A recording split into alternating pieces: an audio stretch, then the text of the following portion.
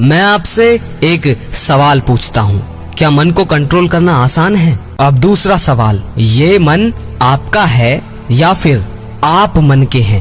आपके मन में एक गहरा विश्वास बैठा दिया गया है कि मन को वश में नहीं किया जा सकता। दोस्तों नमस्कार, प्रणाम, सलाम, सभी को जय श्री राम। दोस्तों ऐसे प्रश्न जो हमारे मन में हमेशा उत्पन्न होते हैं, लेकिन इन प्रश्नों का जवाब मुझे कहीं नहीं मिल पाता, लेकिन मैं इस वीडियो के माध्यम से आपको हर प्रश्नों का जवाब देने का प्रयास करूंगा। दोस्तों अगर ये वीडियो पसंद आए तो प्लीज़ इस चैनल को सब्सक्राइब करें, लाइक करें और शेयर करें। अगर कोई दिक्कत है तो कमेंट करें और अपने मित्र को भी बताएं।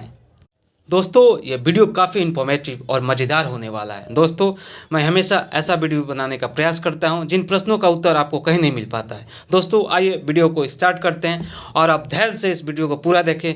मुझे आशा नहीं पूरा विश्वास है कि आपको भी आपके अंदर एक विश्वास उत्पन्न होगा कि आप भी अपने मन पे कंट्रोल पा सकते हैं।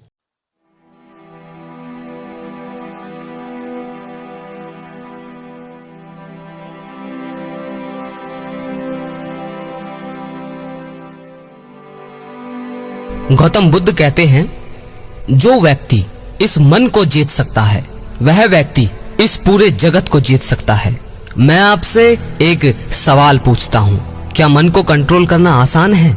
ध्यान से देखिए आपके भीतर इस सवाल का क्या उत्तर उठता है। 99% लोगों के भीतर इस सवाल का उत्तर होगा कि मन को वश में करना कठिन है। अब दूसरा सवाल, ये मन आपका है या फिर आप मन के हैं? इस प्रश्न का 100% उत्तर होगा कि ये मन हमारा है, हम इसके नहीं। आपके मन में एक गहरा विश्वास बैठा दिया गया है कि मन को वश में नहीं किया जा सकता। भले ही आपको खुद ये लगता हो, किसी ने ना बताया हो, लेकिन कहीं ना कहीं आपके मन में बैठ चुका है, क्योंकि आप थक हार गए हो इस मन से, उसके विचारों से, उसके किए गए कामों से जो वो आपसे करवाता है। यह एक बेलगाम घोड़े की तरह है जिसे रोकना बहुत मुश्किल है, बिल्कुल असंभव है, क्योंकि आप मानते हैं कि मन को वश में नहीं किया जा सकता, इसीलिए आप कोशिश भी नहीं करते। मगर आज इस वीडियो के खत्म होते होते आपके भीतर से ये विश्वास भी खत्म हो जाएगा कि मन को वश में नहीं किया जा सकता। अब जो कहानी बताने वाला हूँ उसे बहुत गहराई से समझना। ये कहानी है एक बैरागी की। बैरागी वो होता है जो अपना सब कुछ छोड़कर किसी एक चीज को अपना लक्ष्य बना लेता है। कोई भी व्यक्ति बैरागी बेवजह नहीं बनता। बैरागी बनने के पीछे एक बहुत बड़ी वजह होती है। उस व्यक्ति के बैरागी बनने के पीछे भी एक बहुत बड़ी वजह थी। उस व्यक्ति के बैरागी बनने से पहले उस व्यक्ति के मन ने उस व्यक्ति से बहुत सारे गलत काम करवाए थे, बहुत सारे पाप करवाए थे।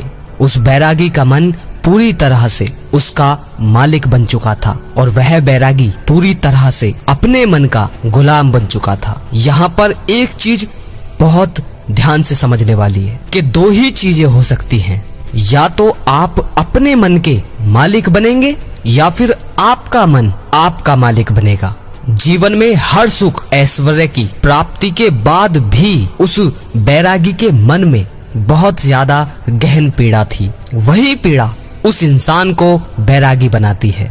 बैरागी बनने के बाद वह व्यक्ति संसारी लोगों से दूर हो जाता है। वह व्यक्ति वनों में भटकता है, भिक्षा मांग कर खाता है, ध्यान करता है, तरह तरह की साधनाएं करता है, लेकिन उसका मन शांत नहीं होता। जो भाई अभी तक यहाँ टिके हुए हैं वो आखिर तक समझना इस बात को। जीवन बदल जाएगा अगर गहराई से उतार लिया। आगे बढ़ते हैं।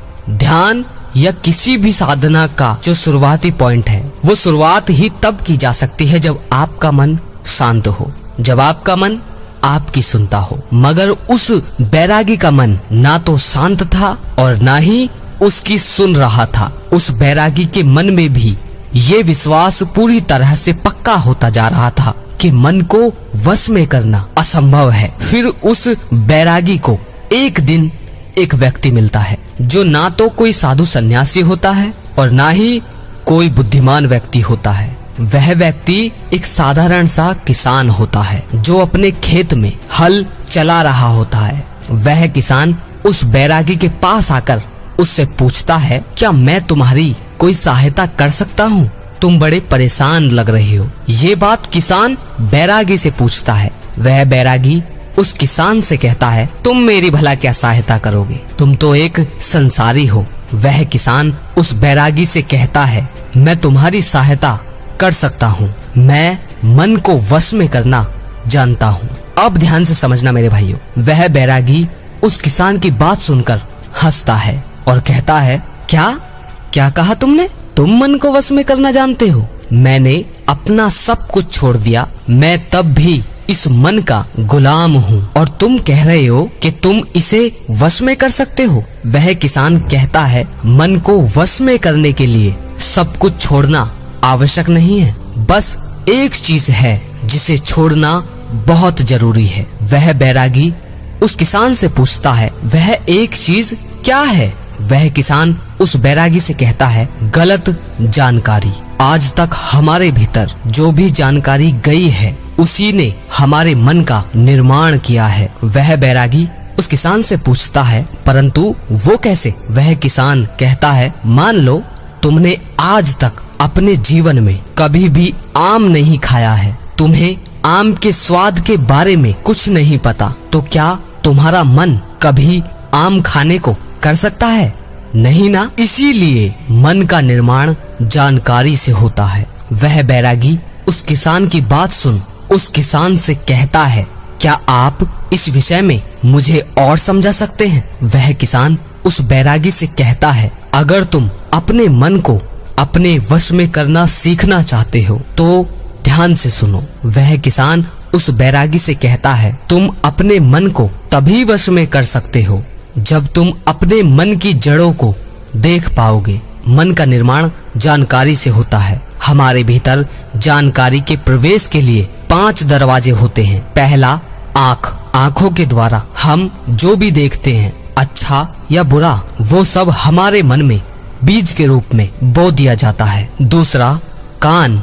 कानों के द्वारा हम जो भी सुनते हैं वो सभी हमारे मन में बीज के रूप में बो दिया जाता है। तीसरा, जीभ। जिस भी चीज का स्वाद हम एक बार ले लेते हैं वह स्वाद हमारे मन की याददाश्त में दर्ज हो जाता है। चौथा है नाक। जो भी चीज हम एक बार सूंघ लेते हैं, खुशबू या बदबू, दोनों ही हमारे मन में जमा हो जाती है। पांचवा है त्वचा। जब भी हम किसी भी चीज को एक बार स्पर्श कर लेते हैं, छू लेते हैं, वह याददाश्त हमारे मन में जमा हो जाती है। इन 5 दरवाजों से जो भी जानकारी हमारे भीतर जाती है वह जानकारी बीजों के रूप में जमा हो जाती है और धीरे धीरे वृक्ष बनती है। तुम्हारा मन मिट्टी के जैसा है जिसमें बीज बोए जाते हैं और तुम्हारी समझ बीज बोने वाला किसान है। अगर तुम्हारी समझ गलत जानकारी के बीज को सही समझकर बो देगी तो वह भविष्य में वृक्ष बनेगा। तुम्हारा मन तुम्हारे वश में इसीलिए नहीं है क्योंकि तुमने पहले से ही अपने मन में बहुत सारे गलत बीज बो रखे हैं और अब वो बीज धीरे धीरे पेड़ बन रहे हैं। वह बैरागी उस किसान से पूछता है, तो अब मुझे क्या करना चाहिए? क्योंकि अब तो मैं बहुत सारे गलत बीज बो चुका हूँ और अब जो बो दिया है उसे वापस निकाल नहीं सकता। वह किसान बैरागी से कहता है, अब तक अनजाने में तुमने गलत बीज बोए थे, अब जानबूझकर सही बीज बोना शुरू करो। भीतर अगर हजारों बीज गलत है तो क्या हुआ, अब लाखों सही बीज बोने के लिए तैयार हो जाओ। पूरे दिन तुम्हें बस ये देखना है कि इन 5 द्वारों से, ये जो आपके 5 दरवाजे हैं आपके शरीर में, इनके द्वार से तुम्हारे भीतर क्या जा रहा है। जो जानकारी तुम्हारे भीतर जा रही है वह सही भी है या नहीं।